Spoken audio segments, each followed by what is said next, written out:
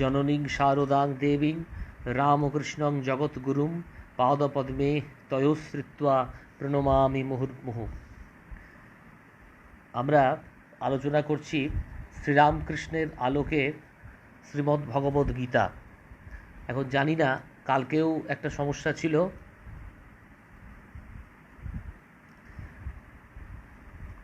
নেটের। আজকেও সমস্যাটা যদি না থাকে তাহলে ভালোই হয়। ঠাকুরের ইচ্ছায় দেখা যাক কতটা কি করা যায়। আমরা 15 নম্বর শ্লোক পর্যন্ত আলোচনা করেছিলাম। আজকে আলোচনা করব 16 নম্বর শ্লোক থেকে। অনন্ত বিজয়ং রাজা কুন্তিপুত্র যুধিষ্ঠির নকুল সহদেবস্য সুঘোষ মণিপুষ্পকৌ।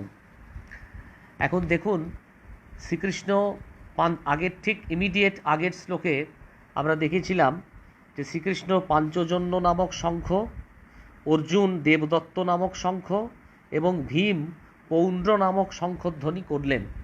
এখন কি বলছে? অনন্ত বিজয়ং রাজা কুন্তিপুত্র যুধিষ্ঠির। কুন্তিপুত্র রাজা যুধিষ্ঠির বাজালেন অনন্ত বিজয় নামক শঙ্খ, এবং নকুল, সুঘোষ এবং সহদেব মণিপুষ্পক শঙ্খে ধ্বনি করলেন। অর্থাৎ একটা যুদ্ধের পরিস্থিতির সৃষ্টি হচ্ছে, যুদ্ধ হবে, যুদ্ধ অবশ্যম্ভাবী, এই একটা অবস্থায় শঙ্খনাদ শোনা যাচ্ছে। পরের শ্লোকে কি বলছেন? কাশ্যস্য পরমেশ্বাস শিখণ্ডী চ মহারথ ধৃষ্টদ্যম্ন বিরাটশ্চ সাত্যকিশ্চা অপরাজিত। হে রাজন, মহাধনুর্ধারী কাশীরাজ, মহারথ শিখণ্ডী ধৃষ্টদ্যম্ন, বিরাট নৃপতি অজেয় সাত্যকী, মহারাজ দ্রুপদ, দ্রৌপদীর পুত্রগণ, মহাবাহু সুভদ্রা, নন্দন, অভিমন্যু, এরা সকলেই পৃথক পৃথক শঙ্খে ধ্বনি করলেন। অর্থাৎ একটা শঙ্খধ্বনির চিত্র ব্যাসদেব আঁকলেন। সবাই শঙ্খ বাজাচ্ছেন, অর্থাৎ যুদ্ধ শুরু হবে। পরের শ্লোকে বলছেন, দ্রুপদ দ্রৌপদেয়াশ্চ সর্বশ পৃথিবী পতে সৌভদ্রশ্চ মহাবাহু শঙ্খান দদ্মু পৃথক পৃথক। এরা সকলেই, সুভদ্র, মহাবাহু, নন্দন, অভিমন্যু, এরা সকলেই পৃথক পৃথক শঙ্খে ধ্বনি করলেন। সঘোষ ধাতরাষ্ট্রানং হৃদয়ানি বেদারয়ত নহস্য পৃথিবীঞ্চৈব তুমুলো অভ্য অনুদানয়ন। মহাবাহু, সুভদ্রা, নন্দন, অভিমন্যু, এরা সকলেই পৃথক পৃথক শঙ্খধ্বনি করার পর এই তুমুল শঙ্খধ্বনি আকাশ এবং পৃথিবীকে মুখরিত করে ধৃতরাষ্ট্র পুত্রগণের এবং তৎপক্ষীয় গণের হৃদয় বিদীর্ণ করে তুলল। অর্থাৎ একটা সামগ্রিক অংশ, সমগ্র পৃথিবী জুড়ে, সমগ্র দিক জুড়ে একটা শঙ্খের চিত্র ব্যাসদেবের লিখনীতে ফুটে উঠছে। নভস্য পৃথিবীং চৈব তুমুল অভ্যুনদায়ন অথ ব্যবস্থিতান দৃष्ट्वा ধাতরাষ্ট্রান কপিধ্বজ প্রবৃত্তে শস্ত্র সম্পদে ধনুর উদ্যম্য পাণ্ডব ঋষিকেশং তদা বাক্যম ইদম আহ মহীপতে। এখান থেকেই আসল আলোচনা আরম্ভ হচ্ছে। এ মহারাজ, অতঃপর কপিধ্বজ অর্জুন দুর্যোধনাদি সকলকে বুহাকারে সুসজ্জিত শস্ত্রাঘাতে উদ্যত হতে দেখে ধনু উত্তোলন করে জীবন সারথি এই কথা বললেন। এখন ঋষিকেশ শব্দটার বিশ্লেষণ অনেকে অনেকভাবে করেছেন। টিকাকার বলছেন, ঋষিকেশ শব্দটার মধ্যে দুটো অর্থ পাওয়া যায়। একটা হচ্ছে হৃষিক, এই হৃষিক অর্থে বিষয় বোঝায় এবং ইন্দ্রিয় বোঝায়। দুটোই কিন্তু হৃষিক শব্দের দ্বারা বোঝায়। যিনি ইন্দ্রিয় এবং বিষয়ের অধিকর্তা তিনি হচ্ছেন হৃষিকেশ। অর্থাৎ একেবারে পরম পুরুষ শ্রীকৃষ্ণকে বোঝানো হচ্ছে। তিনি এই সমস্ত ইন্দ্রিয়র রক্ষাকর্তা, এই সমস্ত ইন্দ্রিয়কে তিনি চালিত করছেন একদিক থেকে, আবার তিনি সমস্ত বিষয়কে চালিত করছেন। অর্থাৎ আমরা যে বিষয়াভিমুখী হচ্ছি তাঁরই কৃপায়, তাঁরই দৃষ্টিতে আমরা বিষয়ের দিকে আস্তে আস্তে, তিনি যদি বিষয় থেকে বিষয় এবং বিবেক, এই দুটো কথা আমরা আলোচনা করেছিলাম।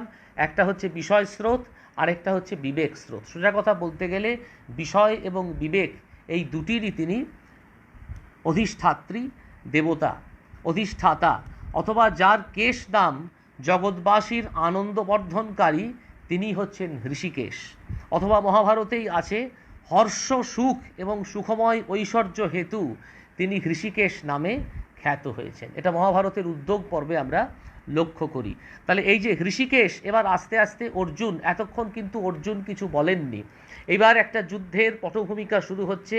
যুদ্ধের আগে যেমন আমরা যখন নাটক আমরা দেখি, সংস্কৃত শাস্ত্রে আছে যে নাটক শুরু হওয়ার আগে নান্দিকার, যিনি নান্দি শ্লোক, একটা নান্দি শ্লোক বলেন। অভিজ্ঞান শকুন্তলম একটা বিখ্যাত নাটক, তার আগে প্রথমেই শুরুতে ইয়া সৃষ্টি স্রষ্টুরাদ্যা বহতি বিধিহুতং ইয়া হবির যা চ হোত্রী, শিবের অষ্টমূর্তির উপাসনা করে অভিজ্ঞান শকুন্তলম নাটকটা শুরু হয়েছে। ঠিক সেই রকম এখানেও একটা যুদ্ধের পরিস্থিতির পটভূমিকা রচনা করে যুদ্ধটা শুরু হচ্ছে। এতক্ষণ অর্জুন কিন্তু বলেননি কিছু কথা, গীতার প্রথম থেকে অর্জুন কোনো কথা বলেননি। এইখানে প্রথম বললেন অর্জুন উবাচ, অর্জুন বললেন, কি বললেন? সেনয়োর উভয়োর মধ্যে রথং স্থাপয় মে অচ্যুত। অর্জুন বললেন, হে অচ্যুত, উভয় সেনার মধ্যে আমার রথ স্থাপন করো। এবার দেখুন আমাদের যে ভক্তিশাস্ত্র, সেই ভক্তিশাস্ত্রে শব্দ প্রয়োগের একটা বিশেষ গুরুত্ব আছে। এখানে ব্যাখ্যাকার বা ব্যাসদেব তিনি অচ্যুত শব্দটি প্রয়োগ করেছেন। অচ্যুত শব্দের মানে হচ্ছে যিনি কোনো অবস্থাতেই পরাভব বা পতনের মুখোমুখি হন না, অথবা স্বস্বরূপে শক্তিতে মহত্বে যিনি সতত অবিচলিত থাকেন, তিনি হচ্ছেন অচ্যুত। আমি আগের দিন শব্দশক্তির মাহাত্ম্যের কথা বলেছিলাম। এই শব্দশক্তির ওপরেই একটা বিরাট বই আছে, সেটা হচ্ছে স্ফোটতত্ত্ব, সেটা ভর্তৃহরির বাক্যপদীয়। সেই ভর্তৃহরির বাক্যপদীয়ে বলা হয়েছে যে সঠিক সঠিক শব্দ প্রয়োগের কি কি ফল। আমরা মহাভাষ্য বলে একটা গ্রন্থ জানি, পতঞ্জলির মহাভাষ্য, সেখানে বলা হয়েছে যদি একটা শব্দকে ঠিক ঠিকভাবে প্রয়োগ করা যায়, একোষ শব্দ সুপ্রযুক্ত সম্যক জ্ঞাত স্বর্গে লোকে চ কামধুক ভবতি, যদি একটা শব্দকে সঠিকভাবে প্রয়োগ করা যায় তাহলে স্বর্গে এবং লোকে সেটা কামধেনুর মতো অবস্থা হবে। অর্থাৎ কামধেনু যেমন অসংখ্য দুধ দেয়, কামধেনুর দুধের যেমন কোনো সীমা পরিসীমা নেই, ঠিক ঠিক শব্দ প্রয়োগেরও ঠিক সেই রকম কোনো সীমা পরিসীমা নেই। এখানে ভগবান বলতে পারতেন, কিন্তু বললেন অচ্যুত। আমরা একটা গান শুনি, অচ্যুতং কেশবম কৃষ্ণ দামোদরম ইত্যাদি বিখ্যাত আমরা গান শুনি, একটা ভজন শুনি, সেখানে কৃষ্ণকে অচ্যুত বলে সম্বোধন করা হয়েছে। অর্থাৎ কৃষ্ণকে অচ্যুত বলে সম্বোধন করা হয়েছে, অর্থাৎ তিনি কোনো অবস্থাতেই বিচলিত হন না, স্বস্বরূপে শক্তিতে মহত্বে যিনি সর্বদাই একেবারে অবিচলিত থাকেন, তিনি হচ্ছেন অচ্যুত।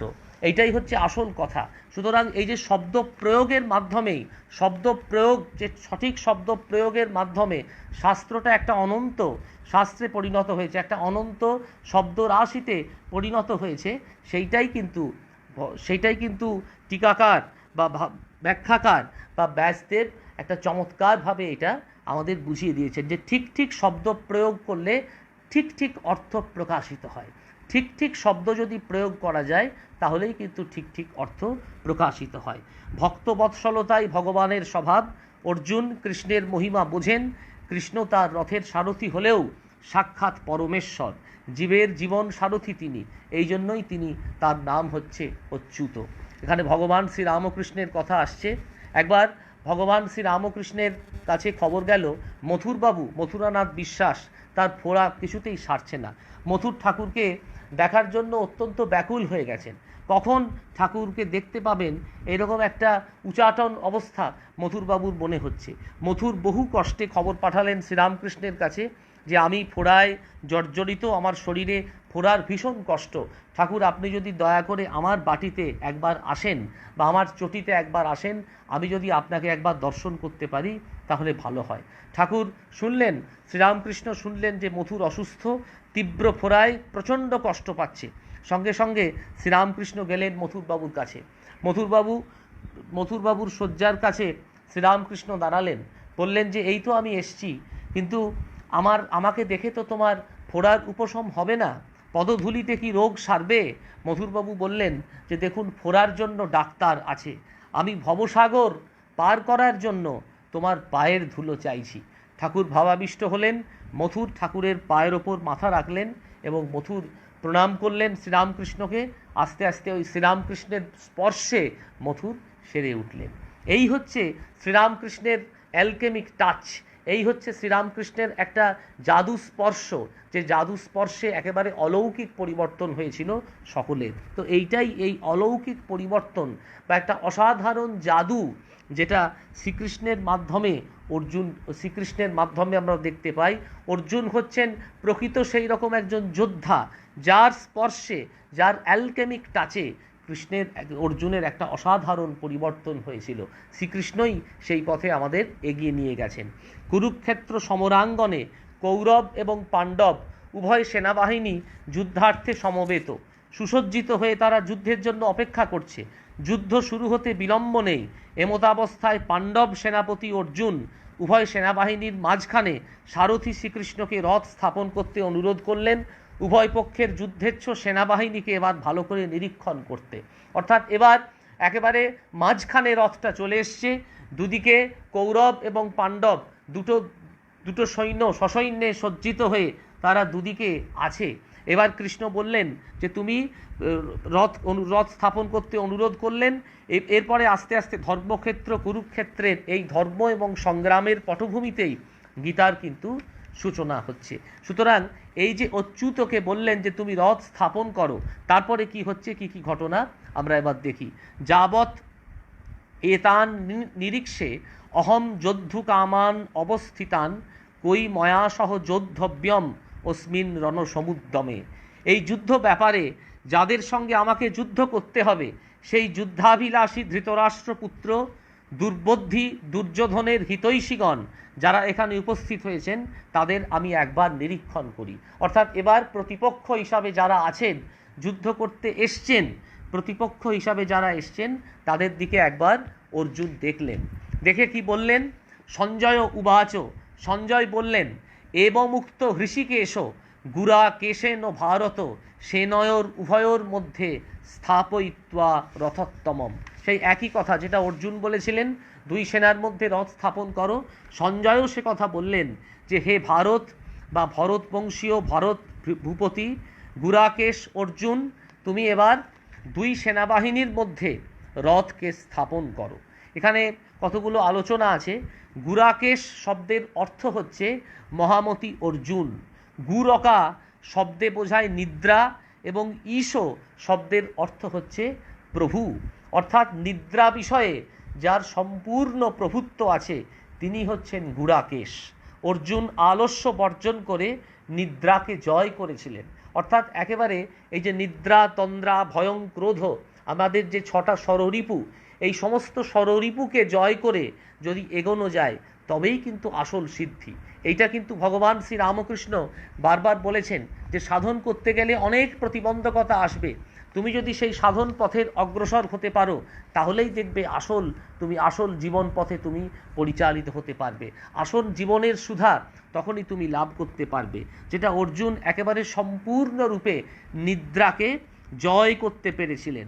নিজেদের জয়ের ব্যাপারে কর্তব্য কর্মে অর্জুন ছিলেন নিদ্রাহীন, নিরলস, সতত সজাগ। এটা হচ্ছে গুরাকেশ শব্দের অর্থ। গুরু শব্দের আরেকটা অর্থ হলো গূঢ়, অর্থাৎ গোলক। গোলকাকৃতি ব্রহ্মাণ্ডের সর্বতব্যাপ্ত ঈশ যার রক্ষাকর্তা, তিনি হচ্ছেন গুরাকেশ।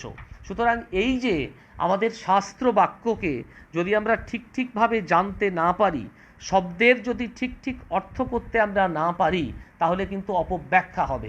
আর অপব্যাখ্যা হলেই উল্টোপাল্টা কমেন্ট করব আর লোকের মধ্যে বিভ্রান্তি সৃষ্টি করব।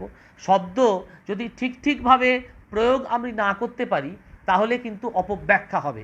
আর অল্প জেনে বড় বড় কথা বলবো, আর বড় বড় কথা বলে একটা বিভ্রান্তিমূলক আচরণের সৃষ্টি করব। গূঢ় শব্দের আরেকটি অর্থ হচ্ছে গূঢ়, অর্থাৎ গোলক। গোলকাকৃতি ব্রহ্মাণ্ডের সর্বতব্যাপ্ত ঈশ যার রক্ষক বা রক্ষাকর্তা, তিনি হচ্ছেন গুরাকেশ। স্বয়ং ভগবান শ্রীকৃষ্ণ যার রক্ষাকর্তা, তিনি হচ্ছেন গুরাকেশ বা অর্জুন। তাহলে দেখুন, গুরাকেশ শব্দটার দুটো অর্থ প্রকাশ পাচ্ছে। একটা হচ্ছে গুরকা শব্দের দ্বারা নিদ্রা এবং ঈশ শব্দের দ্বারা প্রভুকে বোঝাচ্ছে। নিদ্রা বিষয়ে যার সম্পূর্ণ প্রভুত্ব আছে তিনি হচ্ছেন গুরাকেশ। অর্জুন আলস্য বর্জন করে একদিকে নিদ্রাকে জয় করেছিলেন, আরেকদিকে গুরাকেশ বলতে সম্পূর্ণরূপে বোঝাচ্ছে এই জগতের যিনি রক্ষাকর্তা। মানে শ্রীকৃষ্ণকেই বোঝাচ্ছে। আবার গূঢ় শব্দের অর্থ হচ্ছে ঘন সন্নিবিষ্ট কেশদাম, বিশিষ্ট অর্থে গুড়াকেশ বলতে অর্জুনকে বোঝানো হচ্ছে।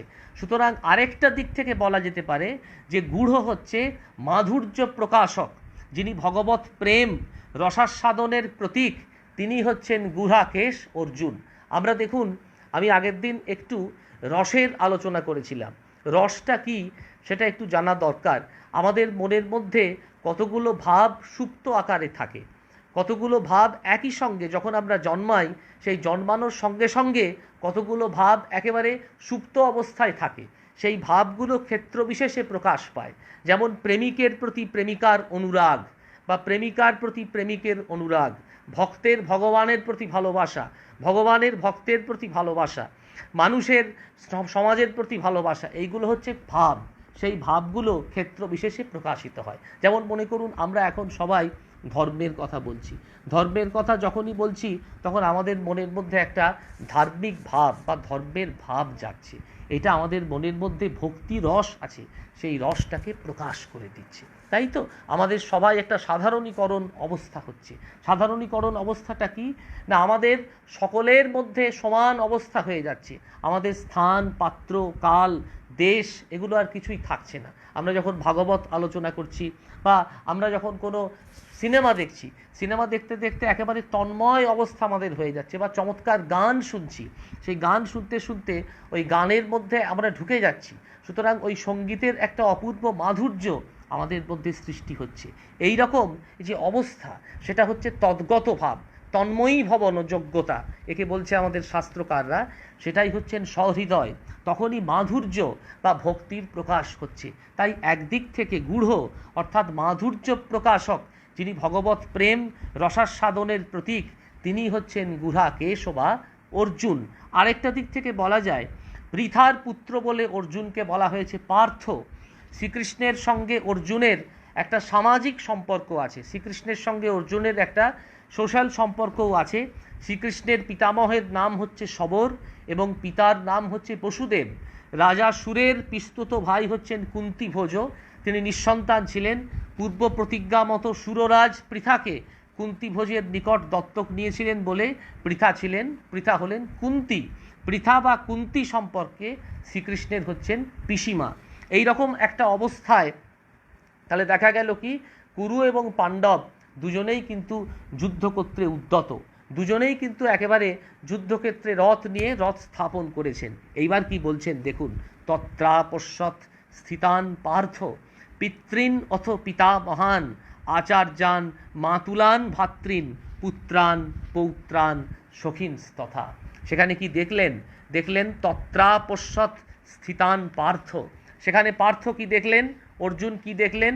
অর্জুন দেখলেন প্রতিপক্ষ হিসাবে যারা আছেন তারা তো আমার পিতৃব্যগণ, পিতামহগণ, আচার্যগণ, মাতুলগণ, ভাতৃগণ, এদের বিরুদ্ধে আমি কি করে যুদ্ধ করব?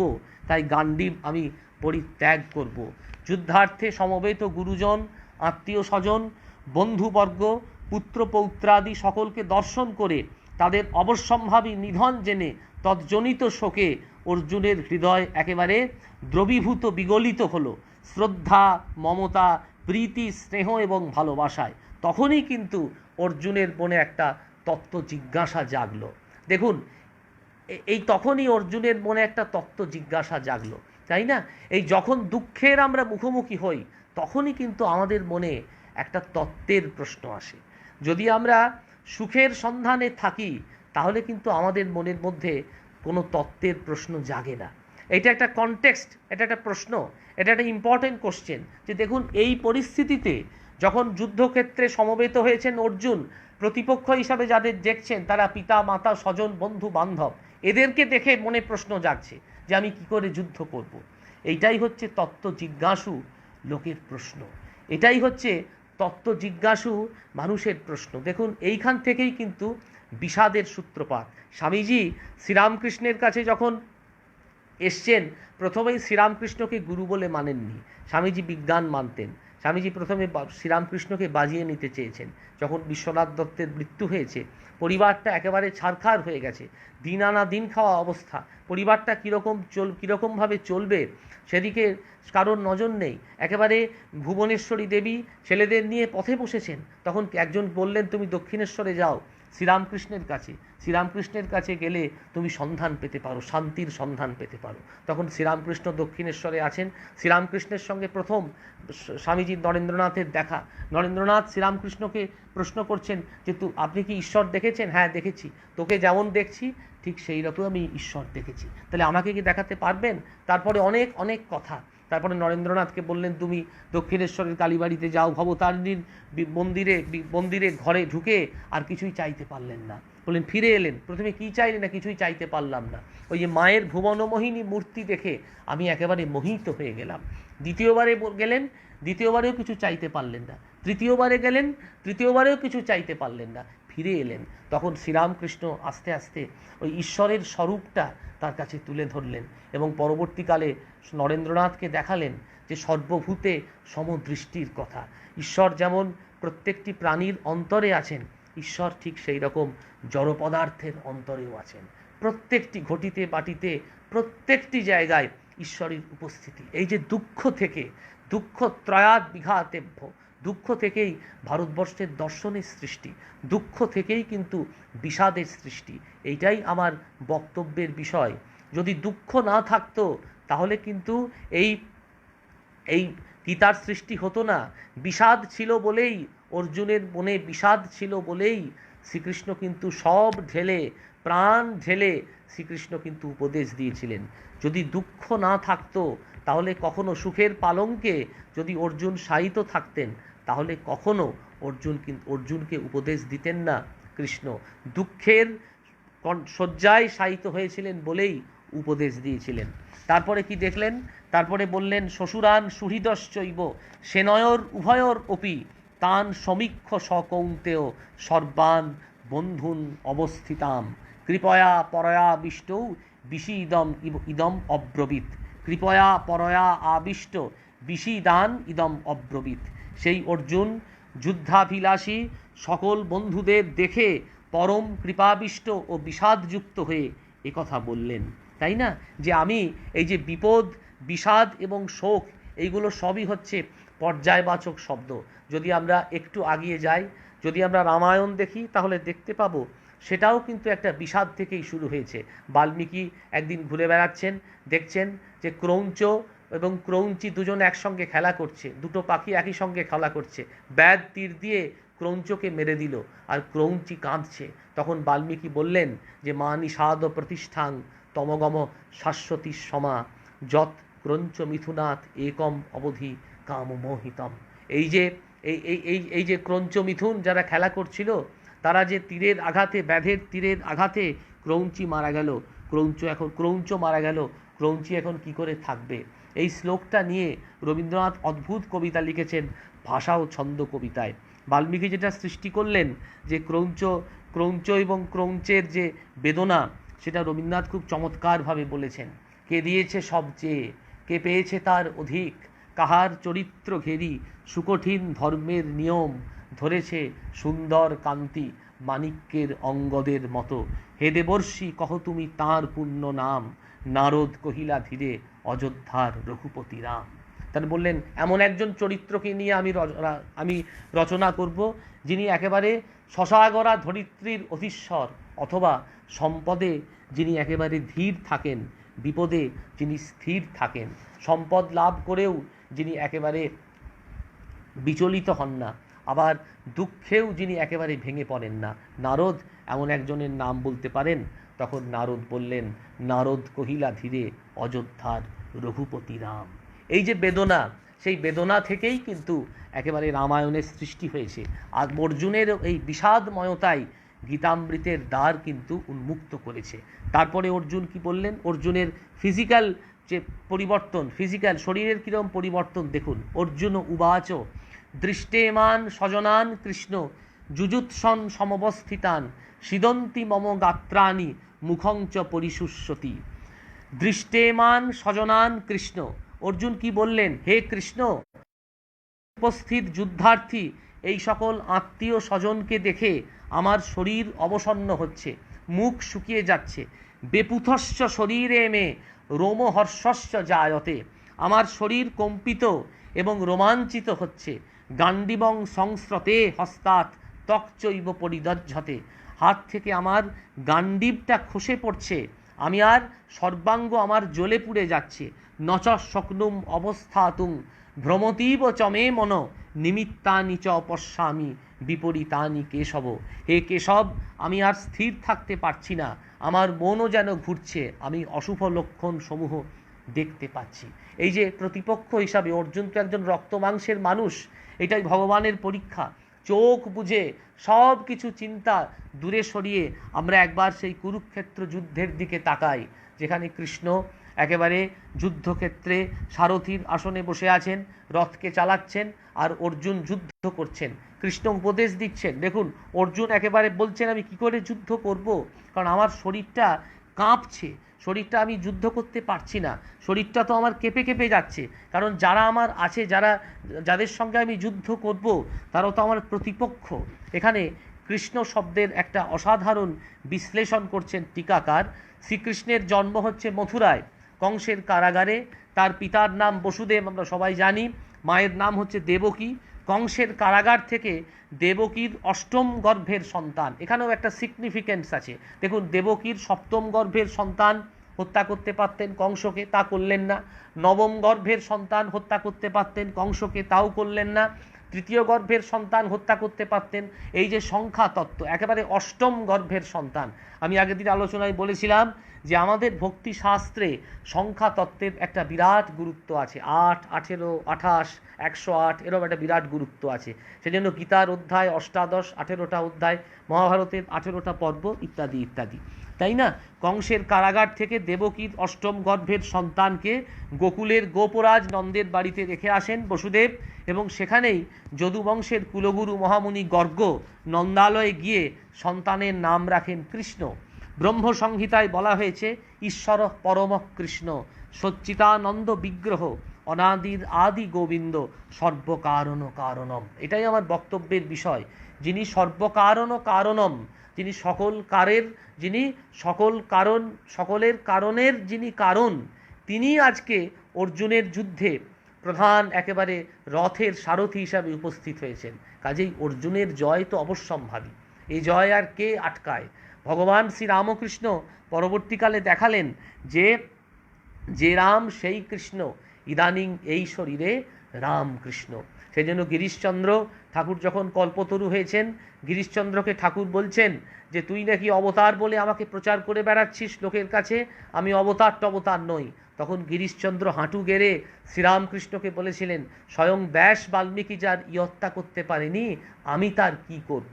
এই যে একেবারে ছাঁচে ঢেলে নির্মাণ করা, অর্জুনকে নির্মাণ করেছেন, যে কথা আগের দিনও বলেছিলাম, অর্জুনকে শ্রীকৃষ্ণ নির্মাণ করেছেন। ঠিক সেই রকম শ্রীরামকৃষ্ণ একবারে নির্মাণ করেছেন তার প্রত্যেকটি ভক্ত শিষ্যকে। নরেন্দ্রনাথকে তো করেইছেন, পরবর্তীকালে বলেই গেছেন নরেন্দ্রনাথ হচ্ছেন এর নেতা, এই যে ধর্ম সম্প্রদায় তার হচ্ছে নেতা। এবং স্বামীজি বলেছেন পরবর্তীকালে, আমি হচ্ছি একটি অসাম্প্রদায়িক সম্প্রদায়ের প্রতিনিধি, এবং আমি সবই আমার গুরু শ্রীরামকৃষ্ণের জন্য। এই যে একেবারে সম্পূর্ণরূপে এই যে নিজের প্রকাশ কৃষ্ণ ঘটাচ্ছেন, এই হচ্ছেন কৃষ্ণ সর্বকারণ কারণম। এবং ভাগবত বলছে কৃষ্ণস্তু ভগবান স্বয়ং, কৃষ্ণই হচ্ছেন একমাত্র ভগবান। আর শ্রীধর স্বামী, তিনি ভাগবতের টিকাকার, তিনি খুব চমৎকার ব্যাখ্যা করছেন। তিনি বলছেন কৃষির ভূবাচক শব্দ নশ্য নিবৃত্তিবাচক তয়োর ঐক্যং পরং ব্রহ্ম কৃষ্ণ ইত্যভিধীয়তে। ভক্তের চিত্তকে যিনি আকর্ষণ করেন, যিনি মুক্তি প্রদান করেন, তিনি হচ্ছেন কৃষ্ণ। আমি আগের দিন বলেছিলাম কৃষ ধাতুর অর্থই হচ্ছে আকর্ষণ করা, তাই না? সেই ব্রজগোপীদের কথা বলেছিলাম, ভাগবতে খুব চমৎকার কথা আছে। ব্রজগোপীরা কৃষ্ণের বাঁশি শোনার জন্য ব্যাকুল, এবং অসাধারণ বর্ণনা আছে ভাগবতের প্রথম শ্লোকে, দশম স্কন্দের প্রথম শ্লোকে। ভগবান অপি তা রাত্রি শরদোৎফুল্ল মল্লিকা বিক্ষরন্তুং বনশ্চক্রে যোগমায়াম উপাশ্রিত। ভগবান যেই বাঁশি বাজিয়েছেন, ভগবান ও পরব্রহ্মও আর দিন এবং রাত্রি কখন হবে সেটা ঠিক করতে ভুলে গেছেন। আমরা জানি রাত্রি পেরিয়ে যখন সকাল আসে তখন সূর্য প্রকাশিত হয়, সূর্য তার কিরণে চারিদিক ছড়িয়ে দেয়, তাই না? একটা অসাধারণ একটা রক্তিমাভ বর্ণ নিয়ে সূর্য প্রকাশিত হয়। ভগবানের বাঁশি শুনে সূর্যও উঠতে ভুলে গেছেন। ভগবান অপি তা রাত্রি, সেই রাত্রিটা দীর্ঘইকার আছে, দেখবেন রাত্রি দীর্ঘইকার, যারা দেখেছেন তারাও জানেন, এবং দেখবেন রাত্রিটা দীর্ঘইকার, মানে অনেকক্ষণ ধরে রাত্রি থাকছে। ভগবান ভুলে গেছেন, সূর্য উঠতে ভুলে গেছে, ভগবান নিজেই আজকে লীলা করছেন। ভগবান অপি তা রাত্রি শরদৎ ফুল্ল মল্লিকা, সেই রাত্রিটা কেমন ছিল? একেবারে শরৎ ফুলের মতো, ফুল্ল মল্লিকা, চারিদিক কুসুমিত, একেবারে সুন্দর সুবাস। আপনারা যেমন চমৎকারভাবে এখানে আলোচনা, আমরা সবাই মিলে আলোচনা করছি, সুন্দর একটা পরিবেশ সৃষ্টি হয়েছে, ঠিক সেই রকম একটা অসাধারণ পরিবেশ, একটা সুবাসের মতো। আর কি? বৃক্ষ রন্তুং মনশ্চক্রে যোগমায়াম উপাশ্রিত। ভগবান বৃক্ষ রন্তুং মানে নিজেই লীলা করতে নেমে এসছেন এই মর্তভূমিতে। এতদিন অন্য কাউকে দিয়ে লীলা করাচ্ছিলেন, আজকে নিজে নেমে এসছেন লীলা করতে। বৃক্ষরন্তুং মনশ্চক্রে যোগমায়াম উপাশ্রিত। এমন অবস্থায় কি হলো? আগের দিন বলেছিলাম, যেই ভগবান বাঁশি বাজিয়েছেন কৃষ্ণ, সঙ্গে সঙ্গে ব্রজগোপীরা ঠিক থাকতে পারেননি। কেউ হয়তো বাড়িতে রন্ধনের কাজ করছে, ওই রন্ধন ছেড়েই কৃষ্ণের বাঁশি শুনে চলে গেছে কৃষ্ণের বাঁশির সন্ধানে। কেউ হয়তো স্বামীর সঙ্গে সংসারের আলাপ আলোচনা করছে, ওই সংসারের আলাপ আলোচনা ছেড়েই চলে গেছে বাঁশির সন্ধানে। কেউ হয়তো শ্বশুর শাশুড়ির সেবা করছেন, সেই অবস্থাতেই তারা চলে গেছে। তারা যাওয়ার সময় কেউ হয়তো মাথার খোপা বাঁধছে, মাথার খোপার অবস্থা একেবারে পায়ে গিয়ে পড়ছে, পায়ের নুপুর একেবারে কোমরে গিয়ে কোমরে উঠছে, কোমরের কোমর বন্ধনী গলায় গিয়ে উঠছে। দেখুন এইরকম একটা অবস্থা। আমাদের যদি এইরকম অবস্থা হয় তাহলে আর ঠিক থাকতে পারবো না। বাঁশি শুনে আর কাজ নাই, বাঁশি শুনে তখন বলতে হবে আর বাঁশি শুনেও কাজ নেই, কারণ একটা বাঁশি যে বাঁশি বাজাচ্ছে সেই বাঁশিতেই আমি একেবারে উথাল পাতাল হয়ে যাচ্ছি। ব্রজগোপীদের এরকম অবস্থা হয়েছিল, তাই না? তো তখন সবাই কৃষ্ণের কাছে গেছেন। আগের দিন বলছিলাম, সেটা একটু কন্টিনিউ করি, শেষ করব। এই জিনিসের শেষ নেই, শেষ নাহি যে শেষ কথা কে বলবে, কিন্তু তবুও তো আলোচনার পরিপ্রেক্ষিতে শেষ করতে হয়। তাই কৃষ্ণের কাছে গেছেন। কৃষ্ণ বলছেন, তোমরা কেন এলে এই রাত বিরেতে আমার কাছে? তোমাকে সবাই চিন্তা করবে। ব্রজগোপীরা বলছেন, যাও, ফিরে যাও। কেউ পতি আছে, কারোর বাবা মা আছে, কারোর কন্যা আছে, কারোর ভ্রাতা আছে, সবাই তো চিন্তা করবে। তখন বলছেন যে, সখীরা বলছেন যে আমরা কি এসেছি আপনার এই উত্তর শোনার জন্য? আমরা তো এসেছি আপনাকে দু চোখ ভরে দেখার জন্য, কারণ আপনার অর্থই তো হচ্ছে আকর্ষণ করা। আপনার বাঁশি আমাদেরকে আকর্ষণ করছে। কৃষ ধাতুর অর্থই হচ্ছে কি? আকর্ষণ করা। আপনার বাঁশি আমাদের টানছে, সেই জন্যই তো আমরা আসছি। শ্রীধর স্বামী বলছেন, কর্ষয়েত সর্বং জগত কালরূপেণ সকৃষ্ণ। যিনি একেবারে সমস্ত জগৎকে কর্ষণ করেন, সেইটাই তিনি হচ্ছেন কৃষ্ণ। আর ভগবান শঙ্কর, তিনি এত বড় একজন বৈদান্তিক দার্শনিক, নিজেই এত বড় একজন ভগবান। তিনি বলছেন, কৃষতে বিলেখ নার্থ রূপং ভক্তজন পাপাদি দোষ কর্ষণাৎ কৃষ্ণ। অর্থাৎ তিনি ভক্তজনের সমস্ত পাপ তথা অমঙ্গল কর্ষণ করে সাফ করে দেন, তিনি হচ্ছেন কৃষ্ণ। একজন আদর্শ কৃষক যেমন হলাদি কর্ষণ দ্বারা ক্ষেত্রকে শস্যোৎপাদনের উপযুক্ত করে, ভগবান ও ভক্ত চিত্তকে সেইভাবে কর্ষণ করে নির্মূল মুক্তিপ্রাপ্তির উপযোগী করে তোলেন। তিনি সকলের পাপ হরণ করেন, নির্মূল করেন। সে পাপং কর্ষয়তি নির্মূলয়তি, তিনি হচ্ছেন কৃষ্ণ, তাই না? 30 নম্বর শ্লোকে দেখবেন কৃষ্ণকে বলা হয়েছে কেশব। আমরা যখন আলোচনা করব তখন দেখব 30 নম্বর শ্লোকে বলা হয়েছে কৃষ্ণকে কেশব। ব্রহ্মবৈবর্ত পুরাণে বলা হয়েছে, কে জলে সর্বদেহে অপি শয়নং যস্য চাঁতমনং বদন্তি বৈদিকা সর্বে তং দেবং কেশবং পরম। কে অর্থাৎ জলে, প্রতিটি দেহে যিনি আত্মারূপে শয়ন করে আছেন, আত্মবিদগণ তাকেই কেশব বলেন। অথবা কেশী নামক দৈত্যের নিধনকর্তা যিনি, তিনি হচ্ছেন কেশব। অর্থাৎ এই কেশব, দেখুন একেবারে শ্রীকৃষ্ণ এসে অর্জুনের দরজায় কড়া নাড়ছেন। অর্জুনের জয় একেবারে অবশ্যম্ভাবী। শ্রীরামকৃষ্ণ তো তাই শিখিয়েছেন। শ্রীরামকৃষ্ণ একেবারে সমস্ত কিছু ঢেলে দিয়েছেন শ্রীরামকৃষ্ণ, তাই না? ঠাকুরের কৃপাদৃষ্টি পড়েছিল 3 জনের ওপর। আমরা যদি ঠাকুরের জীবন দেখি তাহলে দেখতে পাবো ঠাকুরের যে কৃপাদৃষ্টি, সেই কৃপাদৃষ্টি পড়েছিল একেবারে 3 জনের ওপর। ঠাকুর যখন একেবারে ইহলীলা সংবরণের শেষের দিকে, একজন হচ্ছে হারানচন্দ্র দাস, তার তার ওপর ঠাকুরের কৃপাদৃষ্টি পড়েছিল। হারান যখন প্রণাম করছেন ঠাকুরকে কাশীপুর উদ্যান বাটিতে, তখন ভাবাবিষ্ট ঠাকুর শ্রীরামকৃষ্ণ তার মাথায় হাত রেখেছিলেন। এইভাবে কৃপা তিনি খুব কম লোককেই করেছেন। দ্বিতীয় কৃপা পড়েছিল ঠাকুরের ভ্রাতস্পুত্র রামলালের ওপরে। তিনি ওই দিন ওই স্থানে উপস্থিত থেকে ঠাকুরের কৃপা লাভ করেছিলেন।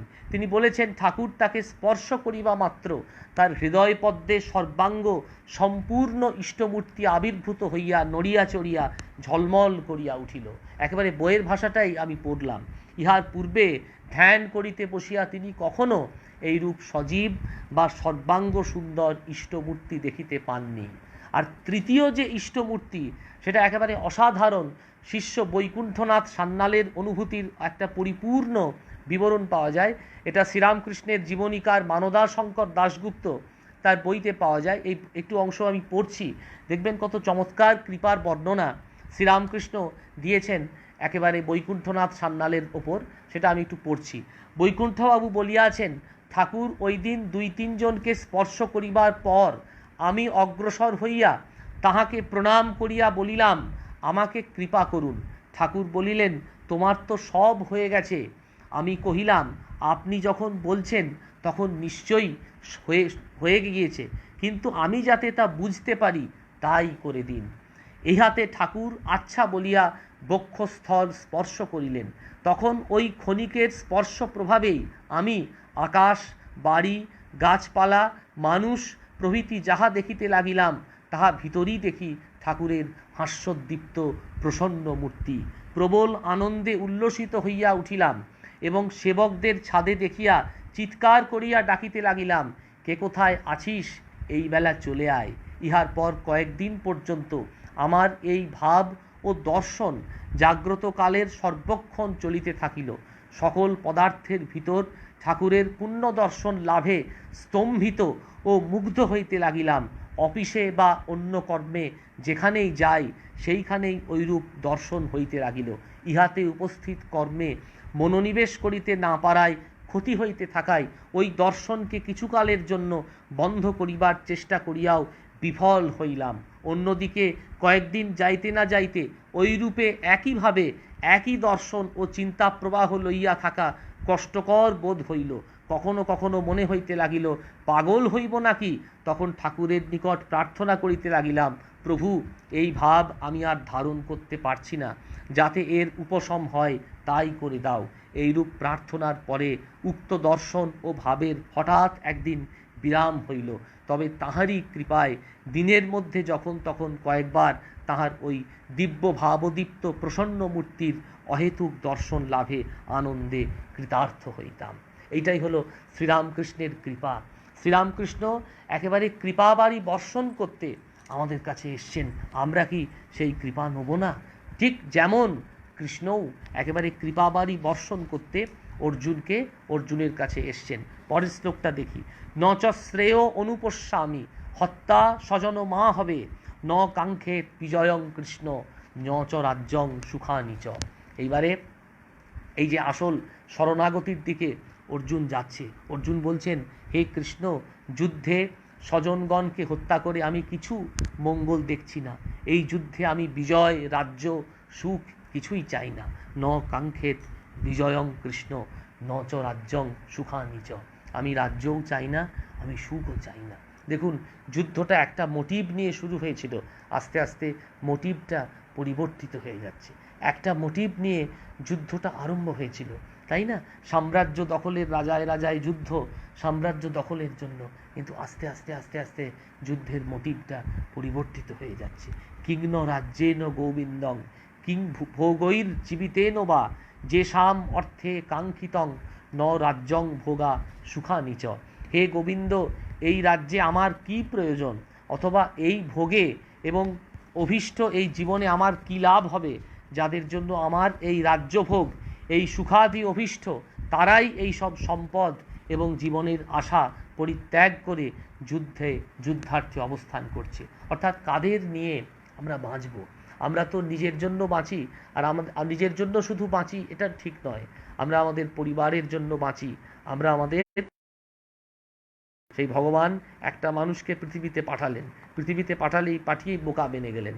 দেখছেন এই অনন্ত বিশ্ব ব্রহ্মাণ্ড পৃথিবী, একটা লোক কেবল ঘুরে ঘুরে ঘুরে ঘুরে বেড়াচ্ছে, কোনো কিছুই কাজ নেই, সুখও নেই, দুঃখও নেই, হাসিও নেই, কান্নাও নেই, বন্ধুও নেই, বান্ধবীও নেই, একটু যে গল্প করবে এরকম অবকাশ নেই। তা আরেকটা মানুষকে পাঠাতে হবে। আরেকটা মানুষকে পাঠালেন, একো অহম বহুশ্যাম, এক আমি বহু হব জাগিল বাসনা। এরকম দুটো মানুষ গেল, দুটো মানুষ গিয়েও কোনো লাভ হলো না, সেই পাশাপাশি ঝগড়া করছে, ঝামেলা করছে। তখন সবাই মিলে ব্রহ্মার কাছে গেল। ব্রহ্মাকে বললেন, দেখুন এমন একটা কিছু করুন, এই দুটো মানুষ নিয়ে কোনো লাভ হবে না। সবাই যদি একই রকম হয় তাহলে কোর্টও থাকবে না, আদালতও থাকবে না, আইনও থাকবে না। তাহলে আর কি করে আদালতে চলবে, কি করে আর থানাগুলো চলবে, কি করে পুলিশই বা থেকে কি করবে? তাই কিছুই থাকবে না। তাই আস্তে আস্তে আস্তে আস্তে আস্তে আস্তে আস্তে আস্তে মানুষের মধ্যে একটু একটু করে পাপ ঢুকিয়ে দাও। যেই আস্তে আস্তে আস্তে আস্তে পাপ ঢুকে গেল, ওরে বাপরে, সঙ্গে সঙ্গে তিনটে গুণের সৃষ্টি হলো, সত্য, রজ এবং তম। যে সাত্ত্বিক সে সবসময় মন্দিরে গিয়ে মাথা ঠোকে আর বলে ভগবান ভগবান ভগবান তুমিই সব। আর যে বেটা রাজসিক সে কেবল প্রচুর খায় আর মাঝে মাঝে ভগবানকে প্রণাম করে বলে ভগবান এই খেলাম, সে আমি একজনকে জানি, সে একবার বিকেলবেলায় মোগলাই খেলো, তারপরে আরও ফ্রাইড রাইস খেলো, তারপর আবার রাত্রিরে আরও কিছু খেলো, রাখে কেষ্ট মানে কেষ্ট রাখে কে, এই বলে সে জীবন কাটাচ্ছে। আর যারা তমগুণাশ্রয়ী ব্যক্তি সে বলে মারামারি কাটাকাটি, এই কাগজে মারামারির নাম হবে। একজন আমাকে বলেছিলেন, পিঠ চাপড়ে ভাই, আমি ডাক্তারও হতে পারলাম না, ইঞ্জিনিয়ারও হতে পারলাম না, কিছুই হতে পারলাম না, ভালো মাফিয়াও হতে পারলাম না। সমাজে যদি ভালো মাফিয়াও একটা তৈরি হতাম তাহলেও কাগজে একটা নাম টাম উঠতো, সবাই এই কলিযুগে বলতো ভালো একটা মাফিয়া, সেটাও হতে পারলাম না, জীবনটা একেবারে ব্যর্থ। তাই বলছেন যে প্রতিপক্ষ হিসাবে যাদের দেখছি তারা তো আত্মীয় স্বজন, এদের নিয়ে কি হবে, এটা তো সবাই মরে গেলে আমি একা কি করে ভোগ করব। এইবার কি বলছে, ইমে অবস্থিতা যুদ্ধে প্রাণান তক্ত্বা ধনানি চ আচার্যা পিতরঃ পুত্রা তথৈব চ পিতামহা। এই যুদ্ধে এই সব সম্পদের লাভের জন্য আচার্যগণ, পিতৃব্যগণ, পুত্রগণ, পিতামহগণ, মাতুলগণ, শ্বশুরগণ, শ্যালক সম্বন্ধীগণ এখানে উপস্থিত আছেন। এরা আমাকে মেরে ফেললেও হে মধুসূদন আমি এদেরকে হত্যা করতে চাই না। হে কৃষ্ণ আমি এদের হত্যা করতে চাই না। প্রাণান, সংস্কৃতে প্রাণ শব্দ নিত্য বহুবচনান্ত, সেজন্য প্রাণান হলো, তাই না? মাতুলা শ্বশুরা পৌত্রা শ্যাল্লা সম্বন্ধীনস্তথা এতাদ্ন হন্তুমিচ্ছামি ঘ্নত অপি মধুসূদন। এরা আমাকে মেরে দিক, তাতে কিছু অসুবিধে নেই, আমি এদের মারতে চাই না। এই যে আস্তে আস্তে আস্তে আস্তে শরণাগতির দিকে যাচ্ছেন অর্জুন, সেটাই বলছেন। মধুসূদন, মধু নামক দৈত্যের নিধনকর্তা বলে ভগবান শ্রীকৃষ্ণকে বলা হয় মধুসূদন। বলা হয় মধু দৈত্যের ন্যায় স্বভাব বিশিষ্ট, মধুপুরীপতি, কংসেরও নিধনকর্তা তিনি। ব্রহ্মবৈবর্ত পুরাণে বলা হয়েছে সুধন্য মধু দৈত্যস্য যস্মাৎ স মধুসূদন, অথবা জীবের শুভাশুভ কর্মফল স্বরূপ মধুকে যিনি কৃপাবশত দূর করেন তিনি হচ্ছেন মধুসূদন। আমরা একটা মন্ত্র বলি সব জায়গায়, সব জায়গায় আমরা মধুকে দেখতে পাই না, যে মধু হচ্ছে সব জায়গায়, যে মধুমৎ পার্থিবং রজ। রবীন্দ্রনাথ লিখলেন এদুলোক মধুময়, মধুময় পৃথিবীর ধুলি অন্তরে নিয়েছি আমি তুলি এই মহামন্ত্রখানি। অর্থাৎ জগৎ সংসার সবই হচ্ছে কৃষ্ণময়, সবই হচ্ছে মধুময়, কৃষ্ণই যে সব, কৃষ্ণ বাদ দিয়ে আর কিছুর কোনো অস্তিত্ব নেই, এটাই হচ্ছে আসল কথা। শ্রীরামকৃষ্ণ তাই বলেছেন যে এই জগৎ সংসারে সবই হচ্ছে ঈশ্বরময়, ঈশ্বর ব্যতীত আর কোনো কিছুর অস্তিত্ব নেই। তুমি যা কিছু করবে করো, সব কর্মের মধ্যে ভেবে রাখবে যে এটা হচ্ছে ঈশ্বরের কর্ম।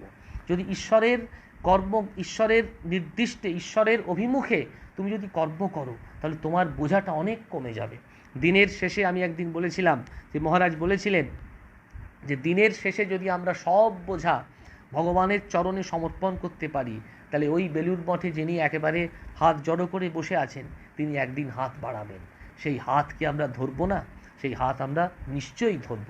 অর্জুন কিন্তু সেই হাত কৃষ্ণের ধরেছিলেন। অপি ত্রৈলোক্য রাজস্য হেতো কিংন মহিকৃতে নিহত্ত ধাতরাষ্ট্রান নকা প্রীতি স্যাত জনার্দন। এইবার হে জনার্দন, পৃথিবীর রাজত্ব কেন? ত্রিলোকের রাজত্বের জন্যই বা ধৃতরাষ্ট্র পুত্রগণকে বধ করে আমাদের কি সুখ হবে? এই পৃথিবীর রাজত্ব কেন? ত্রিলোক স্বর্গমর্ত পাতালের রাজত্ব যদি আমি পাই তাতেও আমার কোনো লাভ নেই। পাপমেব আশ্রয়েদ অস্মান হত্যৈর আততায়ীন তস্মাৎ নহা বয়ং হন্তুং ধাতরাষ্ট্রান সবান্ধবান। তাই না? এরা আততায়ী, শাস্ত্রমতে এরা বৌদ্ধ, তথাপি আচার্যাদি গুরুজনকে বধ করলে আমরা পাপের ভাগী হব। এদেরকে বধ করেই তো আমি পাপী হব, এদেরকে কেন হত্যা করব? সেই হেতু সবান্ধব ধৃতরাষ্ট্র পুত্রগণকে আমরা হত্যা করতে চাই না।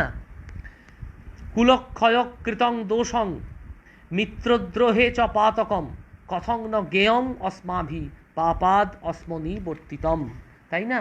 যদি এরা লোভাসক্ত বশত হতজ্ঞান হয়ে কুলক্ষয়জনিত দোষ এবং মিত্রদোহজনিত পাপ দেখতে পাচ্ছে না, তথাপি আমরা কেন কুলক্ষয়জনিত দোষ জেনেও এই মহাপাপ থেকে নিবৃত্ত হব না? দেখুন, যে মানুষটা যুদ্ধ করতে গেল সেই মানুষটাই একেবারে যুদ্ধের সিনারিও দেখে আমূল তার পরিবর্তন ঘটল। এই হচ্ছে ভগবানের খেলা। অচিন্ত্য কুমার সেনগুপ্তের ঘটনা নাম আমরা সবাই জানি। অচিন্ত্য কুমার সেনগুপ্ত আগে একেবারে নাস্তিক ছিলেন, একেবারে ভগবানকে বিশ্বাস করতেন না। বাড়িতে এসছেন স্কুল থেকে, তখন বালক অচিন্ত্য কুমার। তো মা তখন পুজো করছেন, বলে কি ছাইপাশ পুজো করছো, লাথি মেরে পুজোর ঘরটাকে ভেঙে দিলেন। সেই অচিন্ত্য কুমারই একই জীবনে পরবর্তীকালে লিখলেন পরম পুরুষ শ্রীরামকৃষ্ণ। আর সেই অচিন্ত্য কুমারই লিখলেন পরমা প্রকৃতি সারদামণি। কি অসাধারণ লেখা! সেখানে আস্তিকের বর্ণনা করতে গিয়ে বলছেন, ভগবান আস্তিক কি জানো? যিনি অস্থির অস্থি, তিনি তুমি জানে যার আছে তার কাছে তুমি আছো, আর নাস্তির নাস্তি, যার কাছে নেই তার কাছে তুমি নেই, কিন্তু তুমি সর্বত্র জুড়ে আছো। এইটাই হচ্ছে আস্তিক এবং নাস্তিকের একটা অসাধারণ বর্ণনা অচিন্ত্য কুমার করেছেন। তো দেখুন, এই যে একটা কনটেক্সট, এটাই হচ্ছে একটা সিচুয়েশান, যে সিচুয়েশানে যুদ্ধ করতে গেলাম, যে স্বামীজি চাইতে গেলেন মায়ের কাছে কিন্তু ফিরে এলেন কিছুই চাইতে পারলেন না। ওই যে একটা এমব্রোশিয়াল, ওই যে একটা অ্যাম্বিয়েন্স, সেই অ্যাম্বিয়েন্সটাই পরিবর্তন ঘটিয়ে দিল স্বামীজি। এই যে একটা অ্যাম্বিয়েন্স, আমরা ঠাকুর ঘরে যে জপ করে যে শান্তিটা পাই, রাস্তায় চলতে চলতেও দিবারাত্র জপ করা উচিত, সবসময়ই ঠাকুরের কথা চিন্তা করা উচিত, কিন্তু একেবারে মন্দিরে বসে যে আনন্দটা পাই সেই আনন্দটা বাড়িতে বসে পাই না। কারণ কি? ওটা হচ্ছে স্থান মাহাত্ম্য, ওইটাই হচ্ছে অ্যাম্বিয়েন্স। এই অ্যাম্বিয়েন্সটাই অর্জুনের মনে একটা অসাধারণ পরিবর্তন ঘটিয়ে দিল, তাই না? তারপরে কি হলো? বলছে কি না, কথং ন জ্ঞেয়ং অস্মাভি পাপাদ অস্মবর্তিতম কুলক্ষয়োদ্দোষং প্রপশ্যামি জনার্দন কুলক্ষয়ে প্রণশ্যন্তি কুলধর্মা সনাতনা ধর্মে নষ্টে কুলং কৃষ্ণম অধর্ম অবতুবৎ। তার মানে হচ্ছে যে দেখুন, যে আমি এদের বিরুদ্ধে কোনো যুদ্ধ করব না। এদের বিরুদ্ধে যুদ্ধ করলে আমার সনাতন কুলধর্মটা বিনষ্ট হয়ে যাবে, আর যদি সনাতন কুলধর্মটা বিনষ্ট হয়ে যায় তাহলে অধর্ম সমগ্র কুলকে গ্রাস করবে।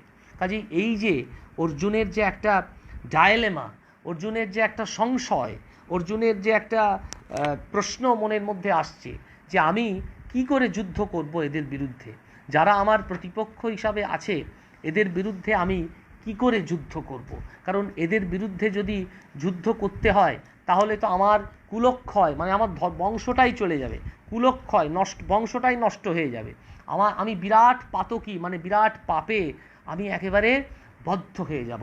তো শ্রীরামকৃষ্ণের একটা খুব চমৎকার গান আছে, দেখুন শ্রীরামকৃষ্ণ গাইছেন গৃহস্থাশ্রম এবং শ্রীরামকৃষ্ণ, এই বৈকুণ্ঠ এবং শ্রীরামকৃষ্ণের যে সংলাপ কথামৃতের মধ্যে আছে, তখন বলছেন যে এমনি মহামায়ার মায়া রেখেছে কি কুহক করে, ব্রহ্মা বিষ্ণু অচৈতন্য জীবে কি জানিতে পারে, বিল করে ঘূর্ণিপাতে মিন প্রবেশ করে তাতে, গতায়াতের পথ আছে তবু মিন পালাতে নারে, গুটি পোকায় গুটি করে পালালেও পালাতে পারে, মহামায়ায় বদ্ধ গুটি আপনার নালে আপনি মরে। কি চমৎকার কথা! গুটি পোকায় গুটি করে পালালেও পালাতে পারে, গুটি পোকায় গুটি করেছে, সেই গুটি পোকা যে নিজের গুটি করলো সেই পালিয়ে গেল, কিন্তু মহামায়ায় বদ্ধ গুটি আপনার নালে আপনি মারে। মহামায়ায় যে গুটি সাজিয়েছেন, যে গুটি আমি নিজেই সাজিয়েছি, সেই গুটিতে আমি নিজেই মরছি। তো অর্জুনও এরকম একটা ডায়লেমা, বা অর্জুনও একটা এরকম একটা সংশয়ের মুখোমুখি এসছেন যে আমি কী করব। একেবারে শ্রীরামকৃষ্ণের গানের প্রাসঙ্গিক, মহামায়ায় বদ্ধ গুটি আপনার নালে আপনি মরে। এইবার গুরুর শরণাপন্ন হতে হবে। শ্রীরামকৃষ্ণ বলছেন, তারপরে বলছেন, তোমরা তো নিজে নিজে দেখছো সংসার অনিত্য, এই বাড়ি দেখো না কেন, কত লোক এলো গেল, কত জন্মালো, কত দেহত্যাগ করলে, সংসার এই আছে এই নাই, অনিত্য। যাদের এত আমার করছো চোখ বুঝলেই নাই, কেউ নাই তবু নাতির জন্য কাশি যাওয়া হয় না, আমার হারুর কি হবে, গতায়াতের পথ আছে তবু মিন পালাতে নারে, গুটি পোকা আপন নালে আপনই মরে, এরূপ সংসার মিথ্যা অনিত্য। প্রতিবেশী বলছেন, মহাশয় এক হাত ঈশ্বরে আর এক হাত সংসারে রাখবো কেন, যদি সংসার অনিত্য এক হাতই বা সংসারে দিব কেন। শ্রীরামকৃষ্ণ বলছেন, তাকে জেনে সংসার করলে অনিত্য হয়। রামপ্রসাদের গান আপনারা অনেকেই জানেন, রামপ্রসাদের গান, গান শোনো, মন রে কৃষি কাজ জানো না, এমন মানব জমিন রইল পতিত, আবাদ করলে ফলতো সোনা, কালী নামে দাউড়ে বেড়া, ফসলে তোচ রূপ হবে না, সে যে মুক্ত কেশির শক্ত বেড়া, তার কাছেতে জম ঘেঁষে না, পদ্য কিংবা শতাব্দান্তে বাজাপ্ত হবে জানো না, এমন আপন একা তারে মনরে চুটিয়ে ফসল কেটে নেনা, গুরুদত্ত বীজ রোপণ করে ভক্তি বাড়ি সেচে দেনা। এটাই হচ্ছে আমার প্রশ্ন, আমার বক্তব্য। গুরুদত্ত বীজ রোপণ করে ভক্তি বাড়ি সেচে দেনা। অর্জুন কৃষ্ণের কাছে সারেন্ডার করছেন, গুরুদত্ত বীজ রোপণ করে ভক্তি বাড়ি সেচে দেনা। পরের লাইনটা, একা যদি না পারিস মন, রামপ্রসাদকে সঙ্গে নেনা। যদি একা মন না পারে তাহলে রামপ্রসাদকে ডাকতে বলছেন। একা যদি না পারিস মন, রামপ্রসাদকে সঙ্গে নে না। এইটাই হচ্ছে গৃহস্থাশ্রম ঈশ্বর লাভের উপায়। অর্জুনও ঠিক সেই রকম সব ছেড়ে দিয়েছেন, বলছেন আমি কি করব, এরকম একটা অসাধারণ, এরকম একটা মানে সিচুয়েশানের মুখোমুখি। এবার আততায়ী মাধবের মুখোমুখি হয়েছে। মাধব কে না, মাধব শব্দটার একটা অসাধারণ বিশ্লেষণ করেছেন আমাদের শাস্ত্রকার, সেইটা বলেই আমরা আজকের আলোচনা শেষ করব। মাধব কি? মাধব হচ্ছে, মা হচ্ছেন ব্রহ্মস্বরূপা, মূলা প্রকৃতি, তিনি নারায়ণী সনাতনী, বিষ্ণু মায়া মহালক্ষ্মী, বেদমাতা সরস্বতী, রাধা বসুন্ধরা, গঙ্গা নামেও প্রসিদ্ধা, এদের যিনি স্বামী তিনি হচ্ছেন মাধব, তাই না? তো দেখুন, ওই যে ভাগবতে বলেছে না, কৃষ্ণস্তু ভগবান স্বয়ং, কৃষ্ণ হচ্ছেন ভগবান, কৃষ্ণই একেবারে সম্পূর্ণ ভগবান। তার ভগবান কি? ভগবানের মধ্যে সব কিছু থাকে, তো কৃষ্ণের মধ্যে তো সব কিছু পাচ্ছি। কৃষ্ণ একেবারে প্রকৃতি, নারায়ণী সনাতনী, বিষ্ণু মায়া মহালক্ষ্মী, একবারে সব কিছু তার মধ্যে আছে। অথবা মা অর্থে স্ত্রী বা লক্ষ্মী, ধব অর্থে স্বামী, মাধব হলেন শ্রীপতি বা শ্রীকৃষ্ণ। তো এই যে একটা অসাধারণ মাধব বা শ্রীকৃষ্ণ, তার কাছে অর্জুন আস্তে আস্তে আস্তে আস্তে আস্তে আস্তে সংশয় মন নিয়ে যাচ্ছেন। এবার সেই সংশয়টা কি করে কাটবেন শ্রীকৃষ্ণ, সেটাই আমাদের দেখার। আমরাও সংশয় কাটার জন্য দাঁড়িয়ে থাকি, আমরাও আমাদের সংশয়টা যেন কাটে তার জন্য সর্বদা ঈশ্বরের দিকে তাকিয়ে থাকি। ওই যে আমাদের গানে আছে না, দিন কাটে যেন না মোর ধুলা খেলায়, আমাদের দিন যেন কাটে না মোর ধুলা খেলায়, তাই না? দিন আমাদের কাটবে না ধুলা খেলায় যদি আমরা ঠিকভাবে আমাদের মনটাকে একেবারে স্থির করে, মনটা যাই কাজ করি না কেন, সে সাংসারিক কাজ করতে পারি, কাউকে ভালোবাসতে পারি, কারোর প্রতি অনুরাগ থাকতে পারে, কারোর প্রতি অফিসের কাজ করতে পারি, অনেক বড় বড় কাজ করতে পারি, অনেক বড় বড় কথা বলতে পারি, কিন্তু দিনের শেষে একেবারে বলবো যে আমাদের ঈশ্বরের প্রতি যে গতি, সেটা যেন আমাদের সব ঠিক থাকে এবং আমরা যা করেছি সব কিছু তার চরণে সমর্পণ করব। তাহলে অর্জুনের যে বিষাদ, যেটা আমি প্রত্যেক দিনই বলি যে দেখুন, অর্জুনের বিষাদটা একেবারে যোগে পরিণত হয়েছিল, তা আমাদের বিষাদটাও একেবারে যোগে পরিণত হবে। আস্তে আস্তে অর্জুন সারেন্ডার করছেন। অর্জুনের যে স্কেপটিক সন্দেহ মন, সেটা আস্তে আস্তে আস্তে আস্তে কৃষ্ণ কি করে সন্দেহটাকে দূর করে দেবেন, ঠিক যেমন করে শ্রীরামকৃষ্ণ সকলের সন্দেহ দূর করে দিয়েছিলেন এবং একেবারে অনাদি অনন্তকালের জন্য তিনি চিরকালীন একেবারে শ্রদ্ধার আসনে, একেবারে ঈশ্বরের আসনে চিরকালের জন্য প্রতিষ্ঠিত হয়েছেন। তিনি আমাদের সংশয়টাকে সম্পূর্ণরূপে দূর করে দিয়েছেন। ওই যে বারবার বলি, সংশয় রাক্ষস নাশ মহাস্ত্রম, সংশয়রূপ রাক্ষসকে তিনি বধ করেছেন। স্বামীজি বলেছেন, এই যে সংশয়রূপ রাক্ষস, অর্জুনের মনে যে সংশয়রূপ রাক্ষস আছে, সেটাকে তিনি বধ করেছেন। আর বধ করেছেন বলেই কৃষ্ণ একেবারে সম্পূর্ণরূপে অর্জুনের কাছে প্রকাশিত হয়েছেন। আজকে এই পর্যন্তই থাক। মঙ্গলবার দিন আমরা 40 নম্বর শ্লোক থেকে আলোচনা করব। অধর্মাভিভবাৎ কৃষ্ণ প্রদুষ্যন্তি কুলস্ত্রিয়, স্ত্রীষু দৃষ্টাসু বাষ্ণেয় জায়তে বর্ণশঙ্কর। এই পর্যন্তই আজকে থাক। আপনাদের সকলকে অনেক অনেক অনেক ধন্যবাদ। আপনারা প্রাণারাম ইউটিউব চ্যানেল এই আলোচনাটি করছে, আপনারা ইউটিউব চ্যানেলটি সাবস্ক্রাইব করুন এবং শুধু এই আলোচনা নয়, অনেক অনেক আলোচনা হচ্ছে, সেই আলোচনাগুলো শুনুন এবং আমরা সবাই একটা ধর্ম জীবনের পথে এগোচ্ছি। আমরা সবাই একটা অদ্ভুত পরিস্থিতির মধ্যে দিয়ে আছি। সেই পরিস্থিতির শুধু অদ্ভুত পরিস্থিতি এখন নয়, চিরকালের জন্য যদি আমরা একেবারে ধর্মের ধ্বজা ওড়াতে পারি তাহলে আমাদের জীবনটা একেবারে শান্তির হবে, সুখের হবে। আমি একটা তুরস্কের প্রধানমন্ত্রীর কোটেশন দিয়ে আলোচনাটা শেষ করছি। তুরস্কের প্রধানমন্ত্রী শান্তিনিকেতনে এসেছিলেন। যখন শান্তিনিকেতনে আইকে গুজরাল তখন ভারতবর্ষের প্রধানমন্ত্রী, তিনি শান্তিনিকেতনের আচার্য, তিনি একবার কনভোকেশনে এসেছিলেন। তো তুরস্কের প্রধানমন্ত্রী বলেছিলেন, বুলন্ত এলিজেভিট তিনি বলেছিলেন শান্তিনিকেতনে দাঁড়িয়ে, এটা সংকটের যুগ, আর গীতা হচ্ছে সংকটের এবং সংকট মোচনের কবিতা। কৃষ্ণই আমাদের জীবন সমস্যার বৃহত্তম কবি। আমার ব্যক্তিগত রাজনৈতিক জীবনের নানা সংকটের মুহূর্তে গীতাই আমাকে পথ দেখিয়েছে। কাজে এই যে সংকট, এই সংকটটা কিন্তু আমাদের প্রত্যেক দিন আসে। শুধু করোনা ভাইরাস বা একটা তীব্র ঝড় আমাদেরকে বিচলিত করেছে তা কিন্তু নয়, সব সময় আমাদের একটা সংকট আসে। সেই সংকট থেকে যদি আমরা উদ্ধার করতে পারি বা সংকট থেকে যদি আমরা এগিয়ে আসতে পারি, সংকট থেকে যদি আমরা উঠতে পারি, তাহলে আমাদের একটা মাধ্যমের প্রয়োজন। সেই মাধ্যমটাকে যদি আমরা ঠিক ঠিক ধরতে পারি তাহলে সংকট থেকে আমরা উদ্ধার করবই। ওই ত্রাহি মধুসূদন বলে যদি আমরা ডাকতে পারি, মধুসূদন আমার দরজায় ঠিক আসবেন, তাহলে আমাদের জীবনটা একেবারে সুন্দর হবে, অসাধারণ একটা অনুভূতি, দিব্য অনুভূতির জীবন আমরা লাভ করতে পারবো। আপনাদের সকলকে অনেক অনেক অনেক ধন্যবাদ। নমস্কার।